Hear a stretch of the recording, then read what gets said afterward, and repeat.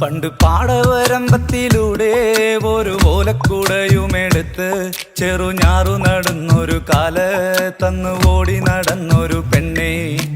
കയ്യിൽ കരിവളയിട്ട് കണ്ണിൽ കൺമഷി കൊണ്ടുവരച്ച് പിന്നെ വാർമോടിയൊക്കെ വിരിച്ച് നല്ല ചേലുള്ള പാവാടയിട്ട് ആ തോട്ടോരത്തുള്ളൊരു കൈതോലക്കൂട്ടത്തിനോരത്തു നിൽക്കണൊരാൽമരത്തിൻ ചോട്ടിലിരിക്കണ ദേവിക്കു ചാർത്തുവാൻ പൂവുകൾ കൊണ്ടുപോയോ പെണ്ണെ, പൂവുകൾ കൊണ്ടുപോയോ.